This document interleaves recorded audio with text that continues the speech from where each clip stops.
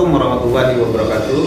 Di sana saat ini berada di rubrik Ubar Ulas Berita Ombudsman RI Perwakilan Sumatera Barat. Di tangan saya ada Koran Padang Express.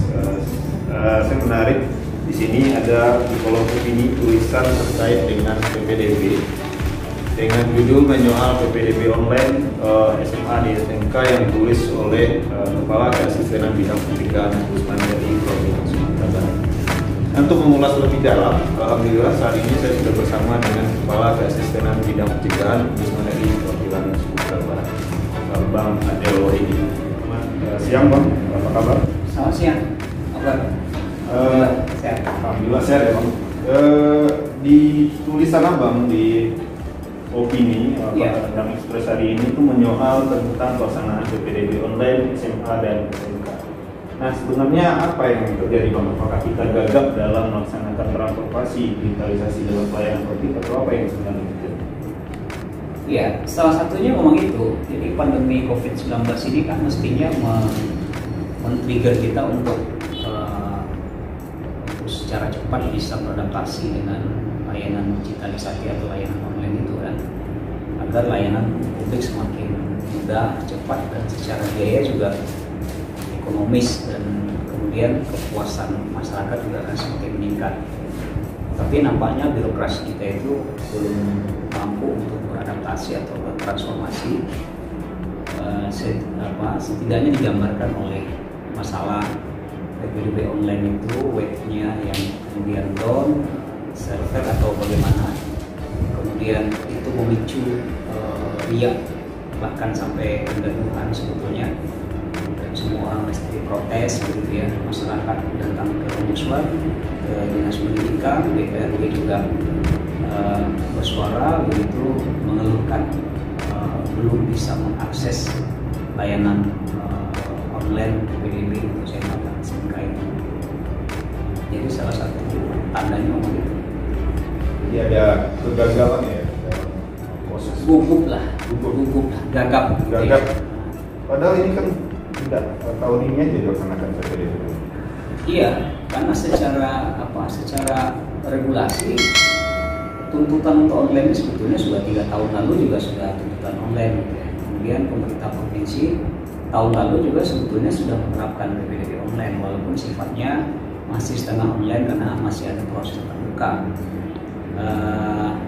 Tapi karena pandemi COVID-19 ini ada surat edaran khusus nomor 4 tahun 2020 tentang kebijakan pendidikan terkait dengan penyebaran COVID-19 itu, di mana harus online, kemudian mesti menerapkan protokol kesehatan. Nah, dalam proses ini kan sudah hampir di ujung itu. Jadi apa sih sebenarnya yang harus dilakukan oleh Dinas Pendidikan sebagai penanggung jawab pelaksanaan PPDB online ini? Iya. Tapi sebelum itu secara regulasi dan perencanaan itu sebetulnya nampak sudah baik ya. Kalau misalnya Ombudsman tahun lalu terus melaporkan bahwa terjadi ketidaksesuaian PPDB, regulasi PPDB di Sumatera Barat dengan peraturan menterinya, terutama untuk terkait zonasi dan afirmasi. Tahun ini itu sudah diakomodir di peraturan Gubernur nomor 40 tahun 2020 tentang PPDB, itu sudah mengakomodir semua ketentuan-ketentuan penting dalam peraturan menterinya begitu. Misalnya zonasi itu 5%, kemudian afirmasi untuk siswa tidak mampu itu 15%. Itu belum ada, sebelumnya nggak ada itu. Kemudian perpindahan orang tua 5% itu ada prestasi, malah tahun dulu lebih besar gitu. Kemudian layanan pengaduan juga ada. Tadi saya sebut direncanakan full online gitu. Kalau zonasi kan yang dihitung adalah kedekatan rumah dan sekolah ya, bukan lagi nilai UN. Jadi tujuan kita rasanya dengan regulasi itu, tujuan kita untuk memperluas akses pendidikan gitu dan meningkatkan mutu pendidikan di daerah itu bakal tercapai gitu, karena sekolah-sekolah favorit atau tertentu tidak lagi hanya diperuntukkan bagi mereka yang kapasitas nilainya tinggi gitu, dan orang bisa masuk atau mendapatkan hanya untuk sekolah di untuk sekolah dekat rumahnya gitu ya. Cuma lagi-lagi ternyata ada semacam krisis seperti ini kan. Nah, kalau pertanyaannya tadi apa yang mesti dilakukan, ya ini krisisnya memang harus ditangani dulu gitu kan. Memang harus ditangani dulu, dan nampaknya dengan atas kerjasama Dinas Pendidikan dan UMP itu sudah mulai tertangani. Sudah ada halaman baru untuk pendaftaran, dan sampai hari ini katanya sudah sampai 40.000 lebih yang berhasil mendaftar, walaupun masih ada yang mengeluh ke Ombudsman tidak berhasil mendaftar ya. Dan hari ini juga diperpanjang pendaftarannya sampai tanggal 6 Juli gitu ya. Tapi yang perlu diingat itu adalah ini kan baru proses awal. Proses di mana orang itu baru melakukan tahapan pertama mendaftar, masih ada proses berikutnya. Proses berikutnya itu verifikasi persyaratan, validasi jarak antara rumah dan sekolah. Jadi semua orang itu akan divalidasi oleh verifikator. Jadi data yang diinput KK surat keterangan dibandingkan dengan Google Map-nya itu akan diverifikasi. Kemudian yang masuk jalur prestasi itu juga akan diverifikasi. Yang masuk di jalur afirmasi itu juga akan diverifikasi. Nah, itu kan butuh proses lagi, dan puncaknya nanti pada saat pengumuman kelulusan. Oke, berarti artinya tugas Dinas Pendidikan belum selesai ya? Iya, malah belum sampai belum melewati tahapan-tahapan krusial lainnya gitu. Jadi sekarang soal server, soal berikutnya adalah soal verifikasi dan kelulusan tadi itu. Ada lagi proses terakhir namanya pendaftaran ulang. Kalau di Ombudsman itu titik krusialnya justru nanti di saat pengumuman kelulusan, karena mungkin akan banyak yang komplain kenapa dia tidak lulus gitu ya, atau misalnya nanti dia merasa berada di belakang rumahnya, di belakang sekolah itu, tapi kemudian tidak lulus. Biasanya komplain-komplain seperti itu yang masuk ke Ombudsman. Makanya sekarang ini sangat diuji nih kemampuan Dinas Pendidikan untuk menangani masalah ini, keluar dari masalah ini secara cepat, termasuk juga untuk memberikan jaminan transparansi dan akuntabilitas dari semua proses yang telah dilakukan.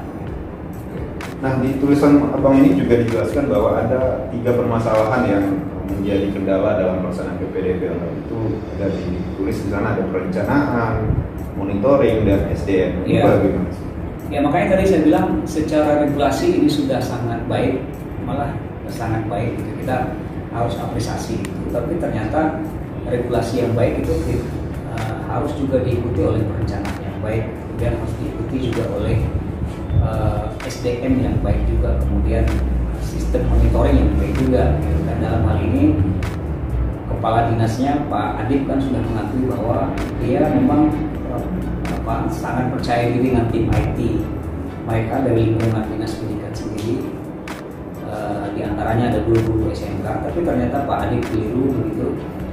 Di atas langit masih ada langit begitu, apalagi dunia IT ini tak ubahnya seperti dunia persilatan begitu. Ada saja orang-orang suhu-suhu yang ingin mencobakan ilmunya. Buktinya web PPDB ini di-hack gitu, diretas dan berhasil gitu kan. Dan Dinas Pendidikan lupa untuk menyiapkan tim supervisi untuk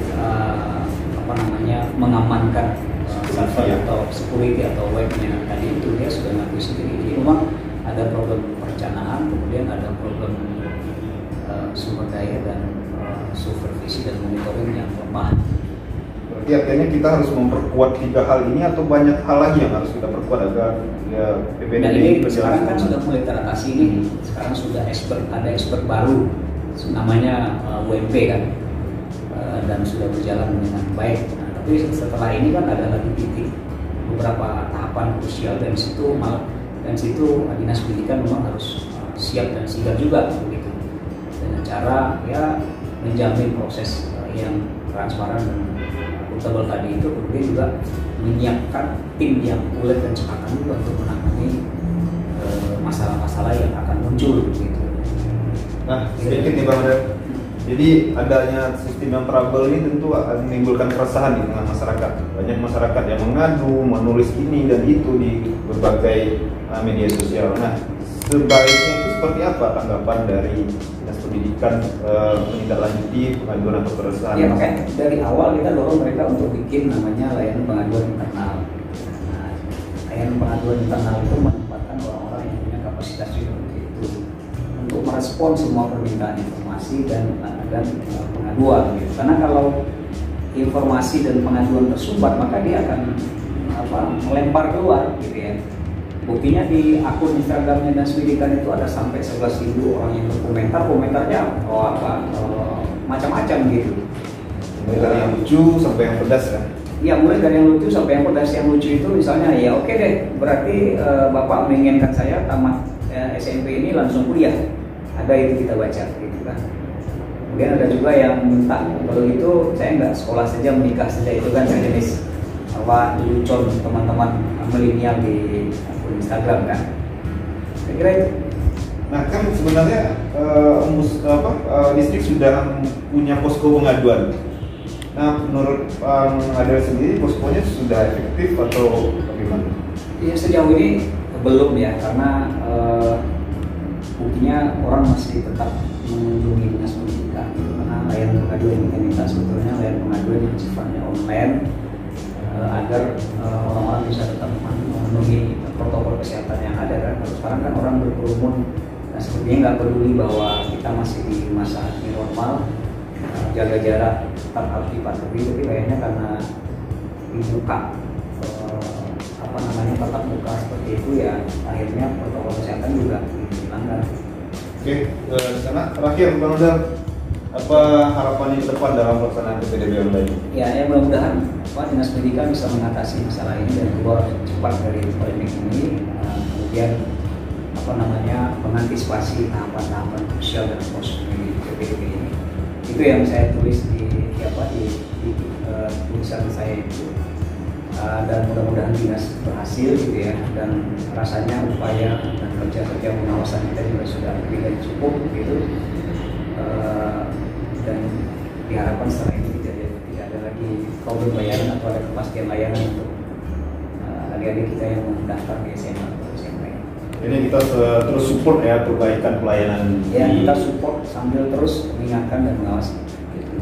Nah itu tadi di sana ulas berita bersama Bang Adel Wahidi terkait dengan pelaksanaan PPDB online SMA dan SMK di Sumatera Barat. Banyak hal yang sudah kita dengar dan problem-problem, harapan dan seperti apa harusnya PPDB ini. Mudah-mudahan ke depan pelaksanaan PPDB bisa berjalan lebih lancar, sempurna, dan kita harapkan distrik menyiapkan perencanaan yang lebih matang. Selamat sore, semoga kita berjumpa lagi di obrolan berikutnya. Assalamualaikum warahmatullahi wabarakatuh.